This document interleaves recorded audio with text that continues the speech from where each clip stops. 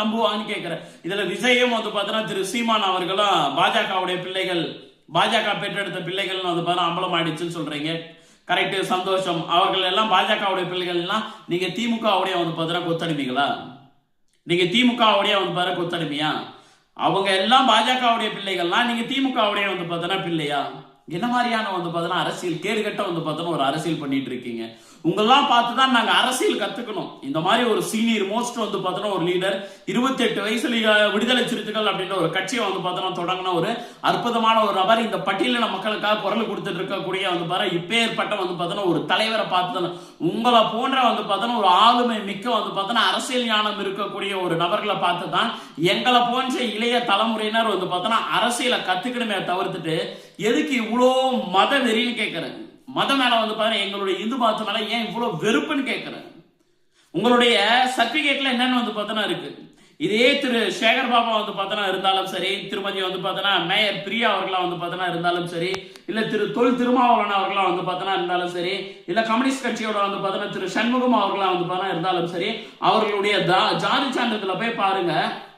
இந்து வந்து பார்த்தோன்னா அருந்ததியர், இந்து வந்து பார்த்தோன்னா ஆதி திராவிடர், இந்து பறையர், இந்து வந்து பார்த்தோன்னா இந்த அந்த மாதிரியான வந்து பார்த்தா ஒரு விஷயங்களா இருக்கும். அதாவது இந்துன்றதான் முதல்ல வந்து பார்த்தோன்னா மென்ஷன் பண்ணி இருக்குமே.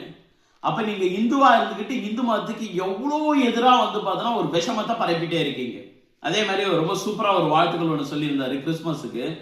திரு தொல் திருமாவளவன் அவர்கள் வந்து பார்த்தா அற்புதமான ஒரு கிறிஸ்துமஸ் வாழ்த்துக்கள் சொல்லியிருந்தாங்க. எல்லாரும் சொல்லும் போது எப்படி சொல்லுவோம், ஏனைய அரசியல் தலைவர்கள்லாம் வந்து பார்த்தோன்னா சொல்லும் போது இப்போ திரு எடப்பாடி பழனிசாமி அவர்கள் சொல்றாரு அப்படின்னா எப்படி சொல்லுவாரு, இந்த மாதிரி கிறிஸ்து வந்து பார்த்தோன்னா பிறந்த இந்த நன்னாள்ல அனைவருக்கும் கிறிஸ்து வந்து பார்த்தோன்னா கிறிஸ்து மக்களுக்கு வந்து பார்த்தோன்னா நல்வாழ்த்துக்கள், கிறிஸ்துமஸ் தின நல்வாழ்த்துக்கள். திரு நயனா நாகேந்திரன் பாஜகவுடைய தலைவர் எப்படி சொல்லுவாரு, அவர் இதே மாதிரி கிறிஸ்துமஸ் தின நல்வாழ்த்துக்கள் வந்து பார்த்தோன்னா சொல்லுவார். திரு அண்ணாமலை அண்ணா அவர்கள் வந்து பார்த்தோன்னா என்ன சொல்லுவாரு, கிறிஸ்துமஸ் தின நல்வாழ்த்துக்கள் அப்படின்ற ஒரு விஷயத்தான சொல்லுவாங்க.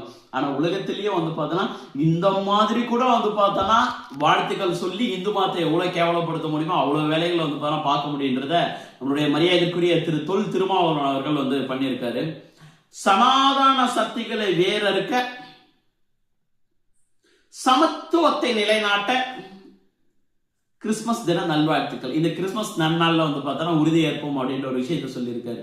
ஏன் அவரு இயேசு கிறிஸ்து பிறந்தாரு, அவரு எங்க வந்து பார்த்தோன்னா வந்து பிறந்தாரு, எங்கேயோ இருந்து வந்து பார்த்தோன்னா ஏதோ ஒரு கண்ட்ரில வந்து பார்த்தோன்னா பிறந்தாரு. அவர் தமிழ்நாட்டில் பிறக்கல, தமிழ்நாட்டுக்கும் அவருக்கும் சம்பந்தம் கிடையாது, இந்தியாவுக்கும் அவருக்கும் சம்பந்தம் கிடையவே கிடையாது. அந்த மதத்தை இங்க இறக்குமதி செய்யப்பட்ட மதத்தை வந்து பார்த்தோன்னா வச்சுட்டு பிளப்பு நடத்தக்கூடிய நிறைய நபர்கள் வந்து பார்த்தோன்னா இருங்க. உண்மையான கிறிஸ்துவத்தை ஃபாலோ பண்றவங்க யாரும் வந்து பார்த்தோன்னா மதம் மாற்றக்கூடிய வேலைகளை பார்க்கவே கிடையாது.